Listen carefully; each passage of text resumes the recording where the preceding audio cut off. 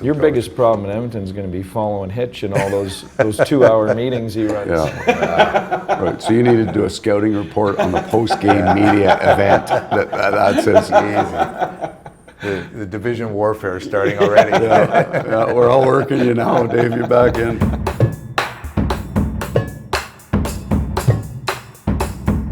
Pete, how did you get into coaching?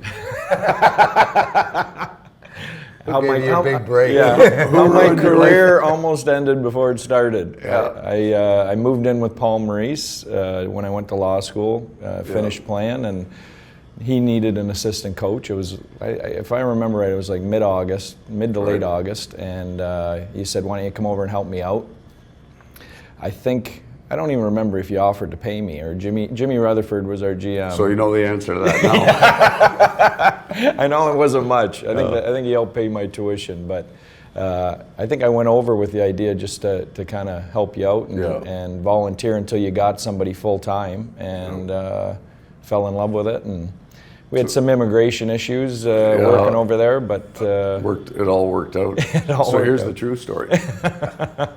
So Pete's playing pro hockey, and I'm starting kind of my coaching career. Which league was that in? And he was playing in the I.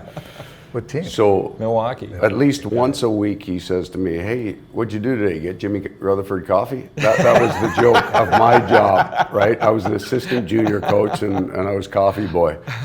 So when I asked him, I thought he was going to fire that out. "I'm not going to be your coffee boy." And he said, "Sure." Yeah. And then what's that? That's 1994. Yeah. 93, Pete. 93, 94, Yeah. Long time ago. We've fooled him since, every day. I missed you in the eye by a year. Yeah. Right. That's how I retired. Well, retired from Philly, played for Philly 93, 94. Yeah. And then started coaching, was going to start coaching, and went to the I in Houston as an expansion team, and was a player coach. That's how I got going. So there's two great connections there, Dave, between the Hartford Whalers and the Windsor Spitfires. Yeah. I don't know, Charlie McGregor, my old, sent me a picture. I don't know if you saw it when DJ Smith got the job in Ottawa. Their 5 NHL head coaches were former captains of the Windsor Spitfires. Yeah. And the other one is, take a look at the list of people that are working in the NHL, either GMs or coaches from the Hartford Whalers. Yeah, it's crazy. In the mid-80s. Yeah, maybe learned how to... There's been a couple stories on that. I don't know. Learn how to grind. I know that my first year in Hartford was 83, 84, and I was just a young guy, came from the Olympics, and we had like Mike Zook, then it went to Brent Peterson, then Doug Jarvis, Joe Quinville, Mike Liut was our goalie. Our special teams meetings were 3 minutes before we went on the ice. Okay, the Stastnys are going to do this. This is where Lafleur stands, right? So we had a lot of coaches that were in that Hartford era. So two great things you just said. First of all, Mike Zook, Senior, was the most important coach that I ever played for. He was my Bantam coach. He's a mailman. Sault Ste. Marie, And he had a rink. You ask Ronnie Francis about him, Hall of Famer. He had a rink outside that everybody in the western part of the city played at every single night. I go to Hartford, and the things that have changed. I had 4 TVs and 6 VCRs was our entire video editing department. Part-time guy that came in on game nights and pressed, record. Yeah. That was it. I remember the first year you and I coached together in junior. I mean, I was 24 or 5, you were 26. You're rubbing that in my face. We were so lucky because we played out of Joe Louis Arena, and the Red Wings would practice in the morning, and we would practice right after them. And Scotty Bowman was there. That was, Larry Onoff, Coffey, all those guys were there. And so we would always, our dressing room was kind of next to theirs, and so we would always kind of run into each other. And that first year, I was running the D, and we had Brian Berard, who was the first overall pick. Yeah, that's right. And I remember grabbing Paul Coffey one day, and it's a funny story, especially now with how the game's changed, but Brian Bird was up the ice all the time, stand in front of the net, below the goal line. Back then, like, defensemen weren't supposed to leave the blue line, hardly. And our interaction was me looking down the bench going, what the hell is he doing? And Pete kind of going. So I grabbed Paul Coffey after practice one day. I ran into him, and I said, I got this young defenseman, he's a stud, he's going to go first overall. But I go, he's always up the ice. And Koff goes, does he get back? And I said, yeah, a lot of times he does. He goes, what's the problem? And I said, you know what, you're right. Yeah. And, think of the incubator that was, right? So we're at Joe Louis Arena, and Detroit goes from, so when Pete and I played junior in Windsor, you could get on the tunnel bus in Windsor without ID. Get across the border, and Red Berenson would be standing outside the Joe Louis Arena handing out tickets for the games. It might have been tougher to get a Spitfire ticket than it was to get a Red Wing ticket. And then when you and I started coaching, Mr. Bowman had just come in, and things changed in about 3 or 4 years, like to night and day, right? Yeah. And one of my great things that I'll never forget about coaching is driving down the highway in Detroit, listening to talk radio, which I don't do anymore. And there's two guys killing Scotty Bowman because he's too old to coach anymore, and Steve Yzerman had to get traded because he couldn't be a leader. And that was a great lesson for me in coaching. Just turn that off, man. Exactly. Don't spend a lot of time listening to the it. noise. There's a lot of noise out there these days. But you would have seen it like from 84, your first year was 84? 83, 84. Yeah. The change that you would have seen over the course of your plan to coaching. Well, we still had players playing with no helmets. Right? Practice was, nobody wore a helmet hardly in practice. Sometimes like no shoulder pads. I mean, we had Jack Evans was our first coach, and my first coach. The first 2 practices a year, he would say a couple things. After that, it was just all hand motions. We had the same practice all the time, right? And he'd wear the gloves, right? Did he not wear the mitts? Gloves, like it was like work gloves, right? Yeah. Funny guy, and only talk to you every now and then. Like he'd come over. I remember my wife had her first child. And he just kind of bumped into me at practice one day. Congratulations, Tip. I want to kind of engage with the coach. He skates away. Oh, thanks. So I work with Randy Ladouceur, who you know well, and I hope I'm not telling too many stories, but he says he's going up the ice in practice one day, and all he hears is just kind of under his breath, Coach Evans going, no speed, no skill. And that was he goes, that was about the extent of my relationship with head coach. His scouting report. No speed, no skill. Might have been accurate, he said. He doesn't think he was wrong. But old Jack, there's a line that Jack told me that I still use to this day, and to a lot of players. And it comes in handy because there's a lot of guys that they're scared to make mistakes. And I was one of those guys. I was a young guy come in. I was a checker, third, fourth line, penalty killer, and Jack was a big matchup guy. So I'd come in and there'd be like Mike Bossy, and my number would be beside him. There'd be a big circle around both of us. So I knew, okay, I got Mike Bossy. Pretty clear what your job is. Exactly. So I'd gone, I think it was my second year in the league, I'd gone like 20 games without a goal, and I'm feel like I'm working hard, everything. Jack skates over to me one day, and he goes, Tip, can I talk to you? I said, yeah. Now I'm kind of, holy crow, he doesn't talk to anybody, right? He goes, Tip, I got to tell you, you're checking your ass off. Like, you're checking hard. He said, let me just tell you one thing. When you check a guy and take the puck away from him, you don't have to give it back to him just so you can check him again. Right? That's coaching. That's coaching, right? And to this day, I think about that. You get players that come in and they want to be so safe, they don't do anything. You got to make plays. You got to be able to make plays.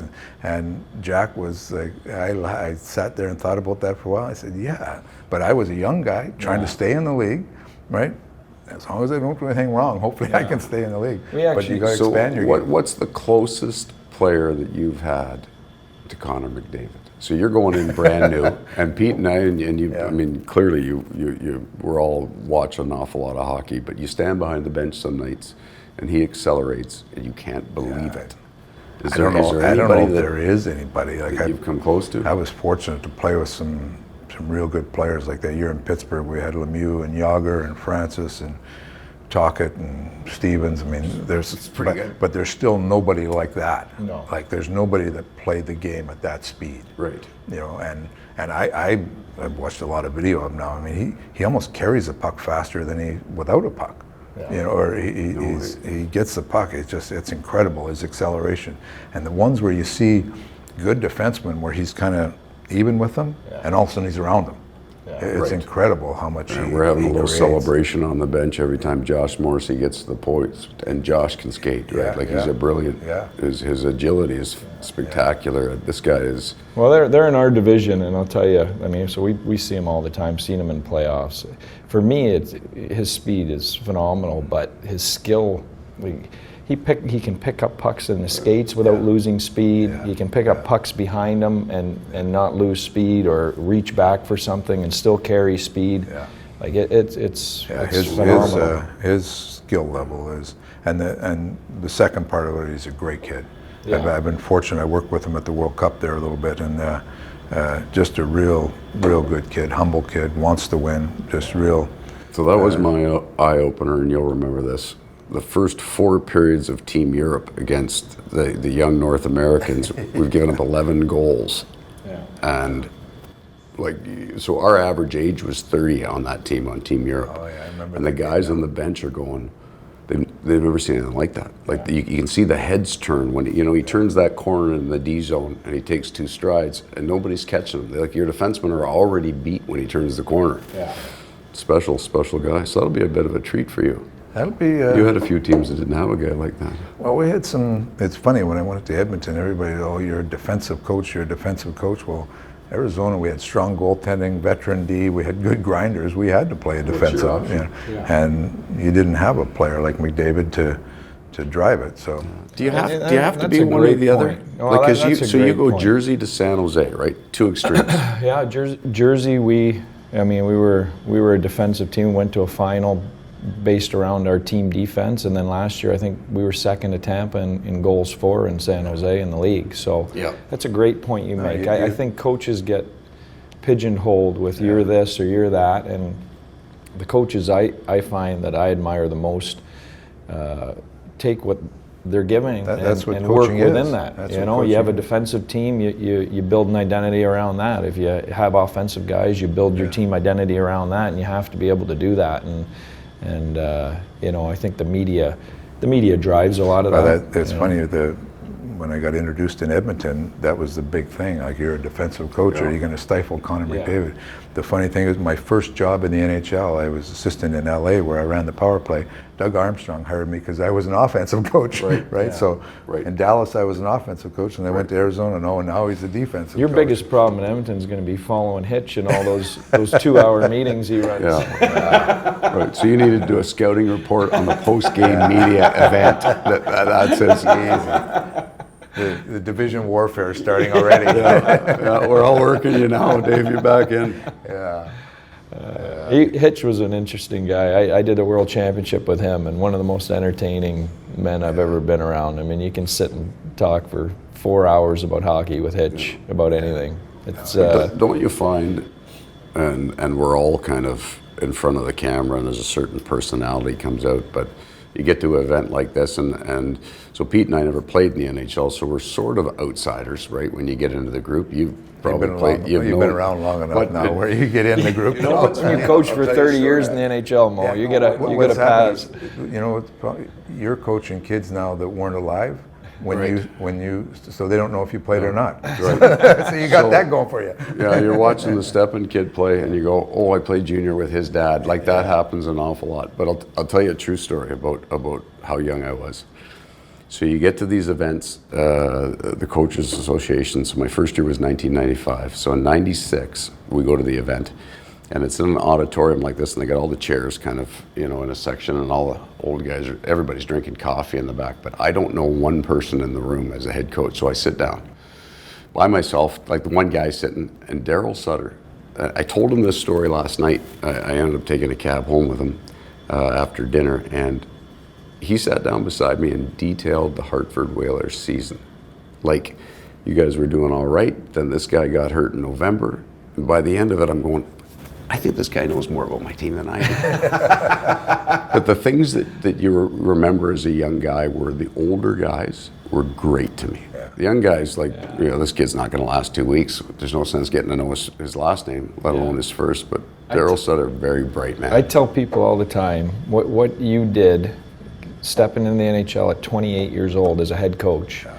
I think I remember talking to you, and your oldest player, your first year, who would that have been in Brad Hartford? McCrimmon. How much older? What was he? 30. Brad McCrimmon's first year pro, I was in grade 7. Yeah. So, and this is true, Pete. Yeah. I make that recognition when I turn the corner my first day. I'm looking, and so I've studied everything I could, and I'm going, oh my God. I was like 16. Well, 28 years old, like it's amazing. Like I went in at 40 my first year as a head coach in Florida, and that was the first time that I actually thought, okay, I think I'm ready for this. At 40, he had already been in the league for 12 years doing it. Like, and then you look back at I think Gary Green was the only guy in his 20s that was a head coach in the NHL, and I mean he was in and out and never really coached again. I had absolutely no idea what I was doing. None. I'm 50. You learn quick. Yeah. You learn quick. Didn't feel quick, Dave. Did not feel quick, And here's the best part some about ups and that. downs in that, right? The interesting thing is we got a really interesting young team, dynamic team in Winnipeg, but you are always presented with a different set of problems. Yeah. So there's a great line in a book that I read that the idea is if you have 20 years of experience, everybody says you're experienced. But if you live it 20 times the same experience, you have no experience. Yeah. The National Hockey League gives you a different experience every single year. Like you think you've learned some stuff, and we have, right? We got a toolkit, and then you get a completely different, the problem changes every year. Age, contracts, like we're almost at the opposite spectrum, right? You've got an older team, your drivers are all older. We've got a really, really young team. We're more like you are now going into Edmonton with the challenge of as great as Connor McDavid is, you can't fake the age. He's still learning the game, right? Yeah, still All those things. lots to learn. And it's I mean, the young players now, they're so skilled and they're knowledgeable, but they're still knowledge of how to win in the NHL. Right. That has to be earned. You know, like you just can't say, okay, Right. you're a good player, you can win now, right? And there's So- a lot of young players that So are you're figuring sitting that out this year watching from the sidelines. How does the game change from regular season to the playoffs? Watching it. Intensity and physical. Yeah. You're right. The intensity, and I've talked to a lot of GMs around now. I mean, building a team to get in the playoffs and then building a team that can win in the playoffs. Totally That, different. Yeah. There's lots of variables there, that's for sure. So did you find that with your team this year that it changed? Because I found that, now we had an unusual schedule when we played you, but your team in the second half of the year was a somewhat different team. Is that a veteran thing? Like you guys almost ramped up, I thought. Yeah. Yeah, I think so, but I think our guys are pretty playoff weathered guys. I think they know what that physical element and that commitment's going to have to be at that time of year.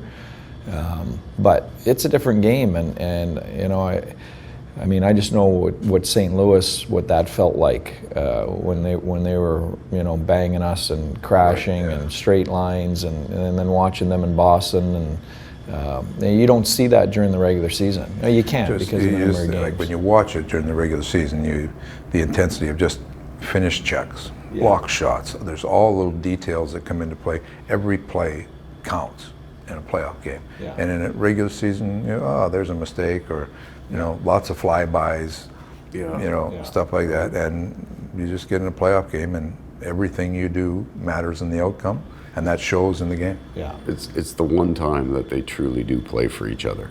Not that they don't during the regular seasons. The interesting thing was, so we got St. Louis 4 times, I think, by December 15th. We were done with them. So we go into St. Louis and beat them 8-4. Patty Laine scores 5 goals. We might have scored 12 that night. The slot was so wide open. A month later, we get beat 1-0 at home, and I think play a better game against them. And that's, you can see it turn. Yeah. We get Boston twice in the second half of the year, and those were the two most physical, angry games, angriest team that we played, and they were playing that game all year, right? So they get to that point, and you know, you have to give Roddy Brindamore credit there in Carolina, because while they had their ups and downs, and there was a stretch there that they weren't sure they were making the playoffs, the game that he was trying to play with that team, we caught them early, really didn't change, right? The effectiveness did, because they learned, but the game didn't change. It was a hard playoff game. Yeah. We both lost to St. Louis, and the impressive part for me was just how hard and heavy and organized they were. Like, they didn't beat themselves. You know, their defensemen weren't getting caught. You didn't get 2-on-1s. You didn't get 3-on-2s. And, you know, everyone now wants their deactivating and joining. And, you know, in the regular season, you're seeing 2-on-1s going the other way and 3-on-2s. And then the playoffs start, and the teams you're playing like that, you're not getting any of that. No. But they maintained it, right? Like you know, you think of Bortuzzo up the ice and some of the goals that he scored that were really important. They found a way to get up the ice but not give anything on the back end of it. Another great example of the playoffs is Columbus. Yeah. Like, Columbus comes in against Tampa, and I watched that series pretty close. It was unbelievable. Columbus just stayed above the puck all the time. Yeah. Right? So that's, you get in a series like that, you don't think about that, okay, you one game in the regular season, okay, well, let's not let Tampa use their skill, so you stay above the puck and not give them anything. But in a regular season, okay, yeah, we'll do it, but there's not the same focus. Right? Columbus went in there. They didn't give Tampa hardly anything other than the first period of the first game, and they stayed above the puck. They just played hard. Torts had them really, like, I thought that was a really strong job. And they of got the coaching. lead in games early, which, you know, standing behind the bench. Yeah, if and you could, Bobrovsky made some good saves when he had to, but they got momentum, and they got a belief system in that we can beat these guys. And there's the great challenge, right, Dave? Like, because right after the trade deadline, there was a 2-week wobble there. Oh, yeah. Right when, or prior to and just after, because they had some key guys that were rumored to want out. I'm not sure. They thought they were sure they were making the playoffs. You guys know how it is. You bring key people in like that, too, that you expect to, okay, you jump in. We want you to be great players. We want you to be leaders and take us to the promised land. It just doesn't happen like that during the year when you bring people in. There's got to be. But I looked at that as a team that I thought Torts did a really good job with that group down the stretch, and talk about playing playoff hockey. With an identity. They were playing playoff John's hockey down the stretch. Just too honest in his post-game press conferences. Keeps him from getting the credit he deserves, because he's done it. Like, that's one of the youngest teams in the NHL for years now, and they make the playoffs. And that's a real challenge with that youth. He drives them hard. Bradshaw, very, very good on that bench. Worked with him at the World Cup. Really good bright coach. man. Really good coach. But that's the change in regular season to playoffs.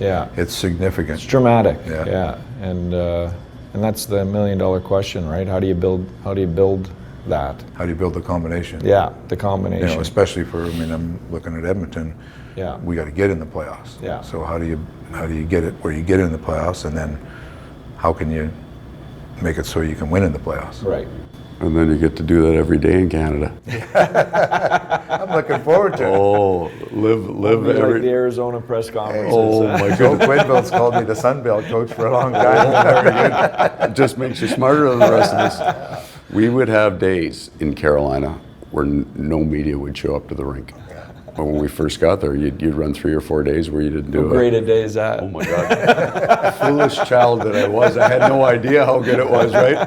I tell somebody that, and they kind of like, yeah, you're lying, you're exaggerating. No, we would go days without. And then you watch Leafs TV, and they're at every practice is live on television. Like, can you imagine the stuff over the years that has happened at practice? Can you imagine the stuff like you've years said? ago? They never used to talk about who played on each line or what. I mean, Oh my God.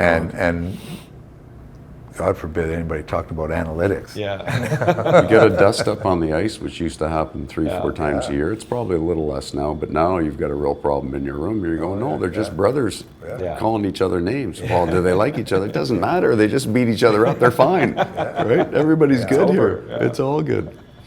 So how many... Different world up here. I'm looking forward to it. Yeah, you know what? Well rested. You'll love it. You'll absolutely love it. And it's not about... So I know Pete as well as I know anybody on the face. He's about as humble a guy as you and I, all three of us worked together in 2014, right? all these coaches, head coaches, are just regular guys, right? Yeah. Most from small towns.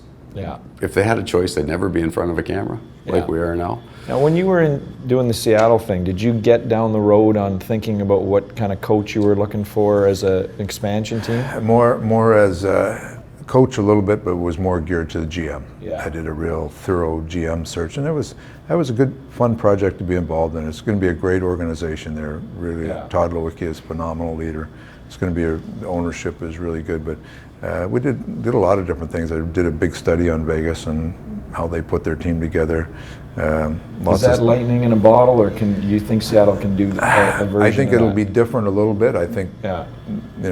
some of Vegas's side deals were real good deals for them. Yeah. But with the rules that are in place, you're still going to get a decent team. Yeah. You're going to have a competitive team. Yeah. But they've got great ownership. The facilities they're doing there are going to be top notch. But the GM search was real interesting for me because there's lots of names out there. You go through them all, but it's a unique job. The expansion job is a unique job. It's a big job. Yeah. Like you're not just creating a team, you're creating the whole culture and everything. So we had long conversations about what kind of GM, what kind of coaching staff you'd need to go in there, and I think it'll turn out real well for Seattle, but it's a big challenge. God, what a dream job for a coach to be able to sit there and interview GMs after all the interviews we friggin' sat in. So priority one is, how do you feel about coaches' compensation? I didn't get that deep, but it was. And there were your lots of interesting and your conversations. thoughts on an expansion coach? Like, I know you didn't get down the road on that, but what kind of guy are you looking for there? You know what? I look at what Vegas did. Gerard came in there. He had just got let go. Yeah. He's a good guy, players coach. You know him. Fantastic job.